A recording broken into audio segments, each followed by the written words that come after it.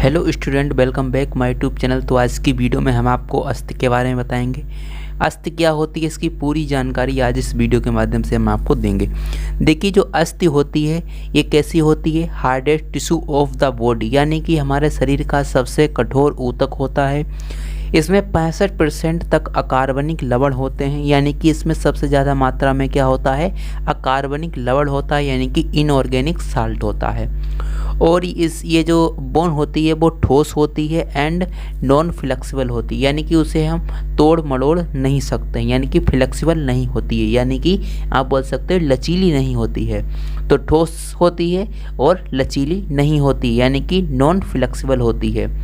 और अस्थि जो होती है उसके अंदर क्या क्या पाया जाता है, अस्थि के अंदर मैट्रिक्स होता है, यानी कि अधात्री होती है, और कुछ सेल्स भी पाई जाती हैं, और वहाँ पर आपको तंतु भी मिलते हैं, यानी कि फाइबर भी पाए जाते हैं। तो अधात्री जो होती है यानी कि मैट्रिक्स होता है, मैट्रिक्स में क्या क्या पाया जाता है, ऑक्सिन प्रोटीन पाई जाती है, और लवण पाए जाते हैं, यानी कि साल्ट पाया जाता है। साल्ट कौन कौन से, जैसे कैल्शियम फॉस्फेट हो गया, कैल्शियम सल्फेट हो गया, और मैग्नीशियम फॉस्फेट हो गया, और कुछ मात्रा में यहाँ पर फ्लोराइड भी पाया जाता है। और यहाँ पर जो सेल्स कौन कौन सी पाई जाती हैं, यानी कि कोशिकाएं कौन कौन सी होती हैं, ओस्टियोब्लास्ट होती है, ओस्टियोसाइट होती है, ओस्टियोक्लास्ट होती है। 3 प्रकार की कोशिकाएं होती हैं जो कि अस्थि के अंदर पाई जाती हैं। और यहाँ पर तंतु जो कौन से पाए जाते हैं, यानी कि फाइबर कौन से होते हैं, कोलेजन फाइबर होते हैं, यानी कि कोलेजन तंतु पाए जाते हैं। और एक बात ध्यान रखिएगा कि ओस्टियो और ओसी जहाँ पर आपको वर्ड मिल जाता है तो समझ जाइए वहाँ पर अस्थि की बात चल रही है।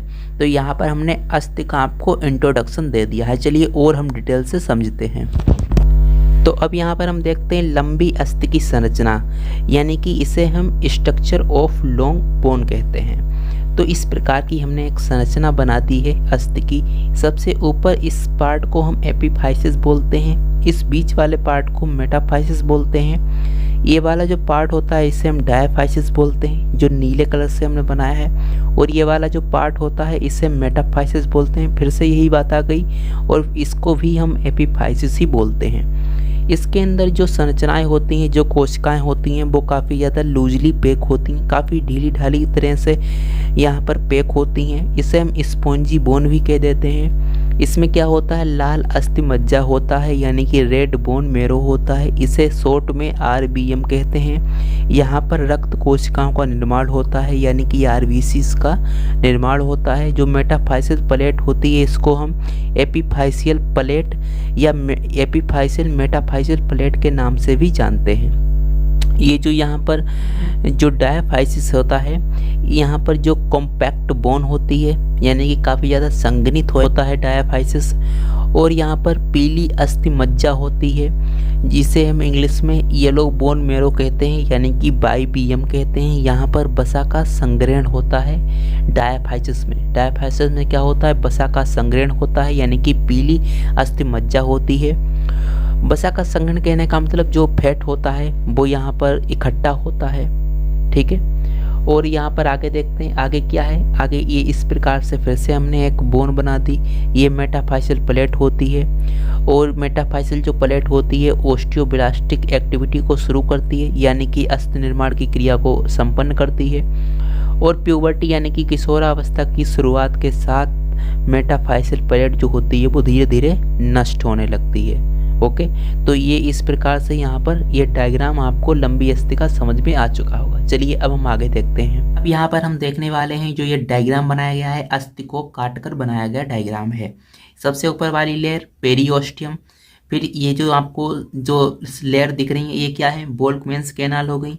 ये एक नलिका प्रकार की संरचना होती है, इसीलिए हम इसे बोल्कमैन कैनाल बोलते हैं। ये जो आपको सेल्स दिख रही है इसे हम लेमिला बोलते हैं। ये जो आपको ऊपर की जो लेयर दिख रही है इसे हम लेमिला बोलते हैं, और इसके अंदर कोशिका होती है। ये क्या है, हेवर्सियन कैनाल्स हैं, 3 है हेवर्सियन कैनाल्स।